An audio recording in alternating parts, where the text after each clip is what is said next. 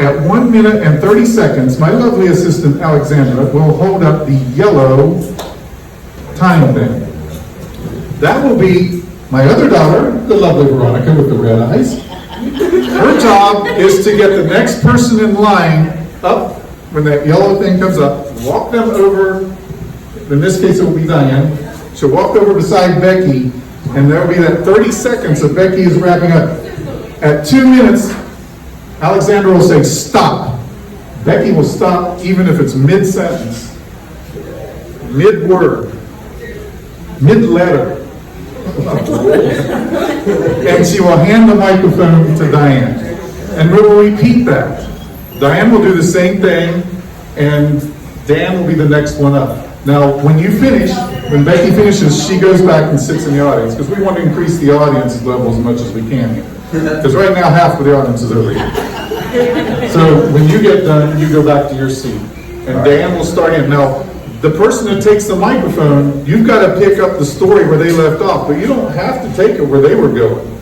You can be funny, you can be serious, you can be bloody and gory, you can be risque, it does not matter. You go where your creativity wants to take you. Now, this is an exercise in bravery, because when you go there sometimes, you're saying things that you wouldn't necessarily say in everyday life. I'm not saying you have to give voice to that stuff. I'm just saying this is a friendly environment where you can do that. Everybody got it? We ready to get started? This is experiment 101 with this, and I think it's going to be a lot of fun. I will finish up at the end and cap this off, and then we'll get to the next 5 presenters after this. So, with no further ado, we have Miss Becky Myers to begin. Are you starting with the story? No, you're starting the story. I'm starting with nothing? With nothing. This is creativity off the top of the mind. Becky, the bird flies. What's that? Oh. Becky Myers, take it away. So I was walking down the street one day. It was late at night. No one was around. I could hear in the distance the ocean roaring, the hoot of an owl.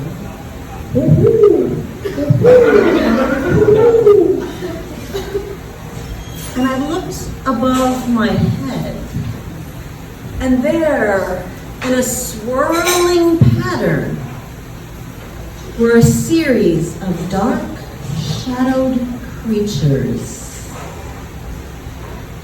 I could hear their faint. That wasn't a guinea pig. It was a bat. And I kept on walking. And I walked, and I walked, and I looked up. And the swirl of bats was there still.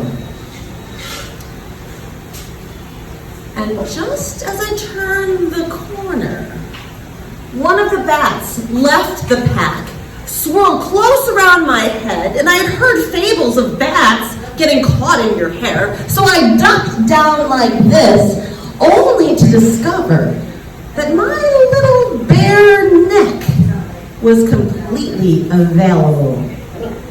And swoosh! Down that bat went and bit right down into my skin. I said, and I tore it off and I threw it on the ground. I was gonna stomp on it, but I'm Buddhist. I don't like to kill things. It flew off and I said, namaste. And I kept on walking and noticed that there was blood. And I felt this faint feeling. And then the first bat flew back to attack our young lady. It swirled around her head, and then pretty soon all the rest of the bats came back. And the blood was dripping from the back of her neck. It turned out it was a vampire bat. So, pretty soon, Becky's teeth started growing, and her face turned into an evil-looking vampire. And so she said, "Oh well, things happen." And she kept walking. But nothing happened. She kept walking. And pretty soon, she saw another critter. And this critter was a vulture. And the vulture said, "Don't lay down or else I'll come get you." And so she said, "Oh no, I won't do that. I'll just keep walking." She loves to walk, and so pretty soon she heard some steps behind her. She turned around real quick, and there was a ghost. This was Halloween, so she understood that things like that could happen. And the ghost came up to her and said, "Boo!" And then, it's still my turn? It's still my turn.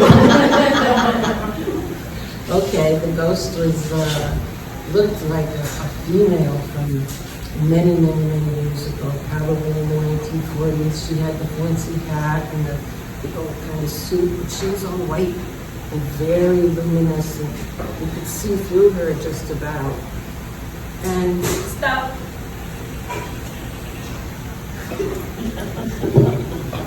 And these bats that were surrounding Becky, one of them turned into a vampire itself. And the king of all vampires, of course, is Count Dracula. And he mistook Becky for a virgin.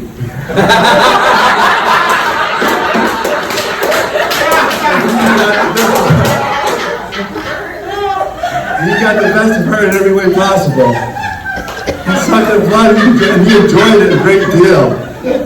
Her neck and her, all over the place. So all he kept saying was, "I found to suck your blood," and her blood did he suck over and over again. Anyway, I work at the Home Depot, so I see all kinds of weird Halloween decorations at the store over there. The creepiest stuff you can find. The witches, they go, and the ghosts and the pumpkins and the headless horseman and the skeleton pirate ship navigator. Really, really crazy stuff over there. But to me, Halloween is all about candy and where's the candy is what it's all about. Show me the candy. So when I take my kids trick-or-treating, I look for candy at the houses we go to. And I guess that's it for me. No. You didn't say stop. Pay attention. Oh, I'm sorry. If the house is dark, we don't knock on that door. We only knock on houses where the lights are on. And sometimes you get the real cop outs, and when you knock on the door, that's when the lights go out. So you know those people are being cheap and not giving out the candy. Okay. Well, it's great to take the mic when the last word was cheap. But we were also talking about vampires. And we were talking about people who had probably lived before there longer than they should have. I have been in several plays in the coast, and in the two plays, I played a dead person. It doesn't take a lot of emoting to be a dead person, but I was a dead person. And that reminds me that many years ago, I think we had a vampire in our midst. And that was my wife's grandmother. And she was a very evil person. For example, when we were dating, we went to her house because she invited us over for dinner. And I got up to leave. And she said, "You can't leave." I go, "What are you talking about? It's time to leave." And she said, "You can't leave until I count the silverware. She thought that I would steal a butter knife or whatever. And the only way that I thought that we could put her out of her misery was to, how do you kill a vampire? What is that, a stake? And I don't mean like a porterhouse, I mean like a wooden stake, and you have to drive it through their heart. And I did not do that. I remembered my hat, and I cannot be unkind when I'm wearing this hat. It's just a thing that I have, that I want to be kind to everybody, but my heart is evil. There is evil here. But the good thing about it is, as I talked to Tony, take it away. Evil is the last word. Evil.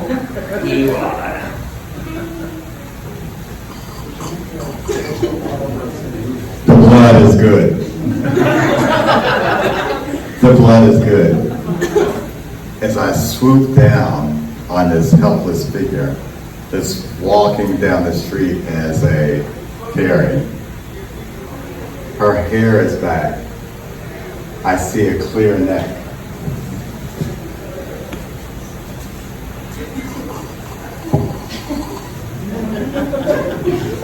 So as a vampire, I want to become one with my victim. The victim has been walking down the street as a fairy with wings. Wings. I didn't just hear this, but anyway. I swoop down, suck the blood, and lead them to other vampires behind me, because vampires are families. We all suck each other's blood. I love vampire stories. Count Dracula has so many family members that come behind them. So if we're going to start to talk about vampires, we can talk about vampires in a real sense. Like people that suck our blood. I'm getting there. Does it go red after this? Blood. There we go. I'm hoping this will go a cappella. I'm out. Thank you.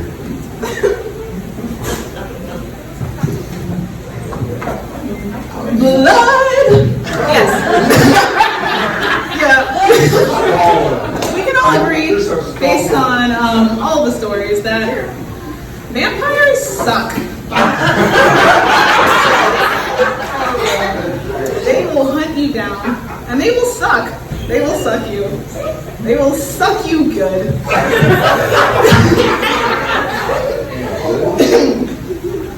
And you can't even imagine the struggles of living with a bunch of suckers. Okay? My brother borrowed $20 1,000 years ago. Did I get paid back? No. He gave me a popsicle and said, "Suck that," and left. My mom, she's there, yeah. She sucks too. She sucks everyone. Except my dad.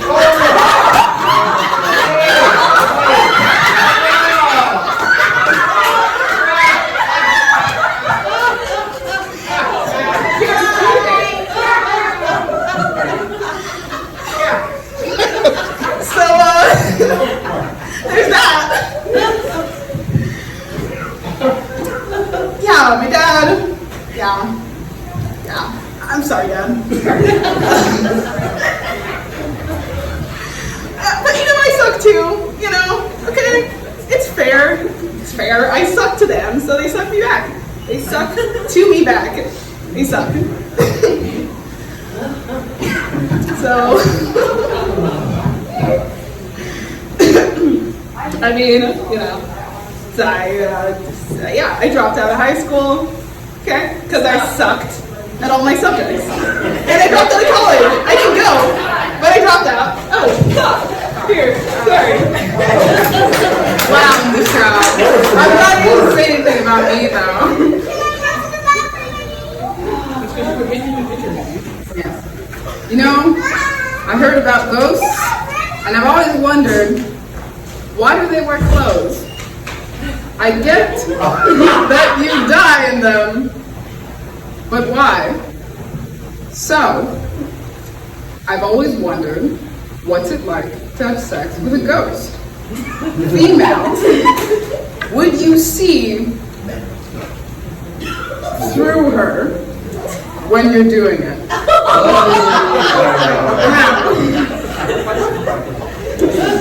it is a question that you can ask. Can they take their clothes off? Does it come with them or not? I get that you can die in party clothes, but when you're redressed and someone sees all of that, who does it? So do you come back? And isn't it a little weird? I mean, they're much, much older than you, but would that make them more experienced? There have been some graphic scenes with ghosts. I was kind of hoping it'd be over by now. But I've never seen them because apparently I'm too young for that. I think I'm old enough, but everyone tells me I'm not. Does it matter the age if you're doing it with someone much older? Because when you combine the age and divide it by 2, I mean, like, you guys are both, like, you guys are up there. I learned that in math class. So, should it matter if it's with a ghost? Do they count as real people? You can take it now. See, people always ask me after I've had my fun time with a ghost if I came. And sometimes I have to let them know I came into the wrong house. Or more so, they came into the wrong house. Because they don't pay rent and yet they still haunted my house. And then I remembered, I'm a witch. I got the witch laugh. So I can just banish them. But then I realized, for a dead guy, they're pretty good. And I'm pretty lonely. And he's kind of stuck here. So that's his problem, and now he's stuck with me. So sometimes this other female ghost tries to come into my house, and I know she in the wrong house, because that's my man. Do I want him? No, I don't, but he's mine. I called dibs, I sniffed him first. And so she gonna come into my house, start knocking over my bowls of soup, knocking over my cups of water. So I did what any other person would ever do.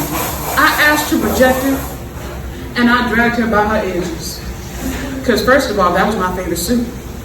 It was my chicken and broccoli. And she gonna take it and throw it. Disrespectful goes all around.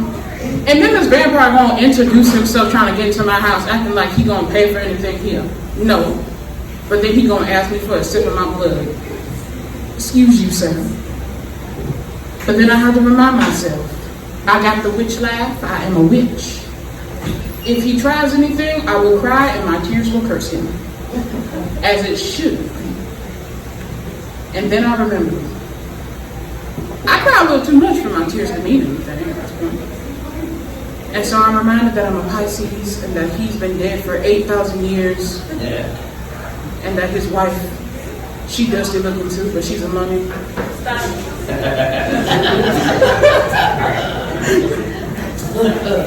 And so I walked the midnight streets, darkness everywhere. I was a little lonely, and off in the distance I saw this beautiful, beautiful woman, this lady of the evening, in this white flowing chiffon dress. And I walked up and she said, I like to suck. And I'm like, ooh. And then she said, blood. I'm like, oh, okay, how does that work? So my lady of the evening was truly a lady of the evening. She's a vampiress. And she said, well, I'm a moral vampire. I have standards. They have to give me permission first. I said, okay, so this is like a sample, a no commitment kind of deal? She said, yes. And I said, okay, I'll take a sample. So I bared my neck, and I felt her fangs just slip in and just nick my artery just slightly. And I whited out. The ecstasy was off the freaking charts. Oh my God. And I heard this moan. This moan just came out. I couldn't tell if it was me or her. But when I stepped back, I noticed it was her. All of a sudden, this bloom set down right on top of it. It's white, and she's wearing white. And she started to back off a little bit. And I heard a maniacal laugh. It wasn't as loud as it should have been, but it was maniacal. She got wide-eyed and she took off running and she faded in the mist. And I was like, oh my God, I've got to go after her. I really want more. That sample was awesome. So I started chasing after her, looking for this white dress and this white fog. And I heard a vicious dog bark. And then I heard a second vicious dog join him. And then I heard a whole pack of dogs. They were hellhounds. They were after me. And I started running like a maniac myself. And I reached in my pocket. I had a penny and I flung it to the right. And I ran to the left and they followed my scent.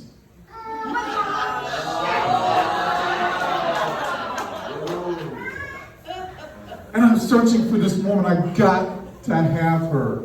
And there's a table on the road. And on this table is a frozen filet mignon. But it's not your average filet mignon. It's frozen and it has been ground into a frisbee-like thing with knife-sharp edges. And I'm like, what the hell is that? But then I heard her footsteps and I go chasing after her. And then she's standing in front of me. And I'm like, I want more. And about that time, I hear this sound cutting through the mist. And I look and I see the filet mignon flung. It hits her right in the chest. The vampirist takes a stake to the heart. And she falls into my arms. And I'm holding her. And I can tell the life force is leaving her. And she's saying, I just want one more suck.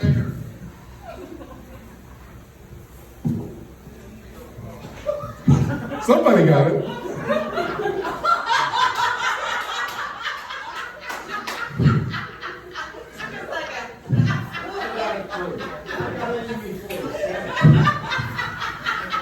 And she hits my artery once again, and the ecstasy is there, but then she falls to the ground. And I'm thinking, oh my God, I've lost her. And then I hear the hounds from hell again. All of them. I hear the maniacal laugh. All of them. Everything. It's going crazy. I hear them moan too. The dogs. The moan. The maniacal laugh. That's the last time I ate pizza before bedtime. Right?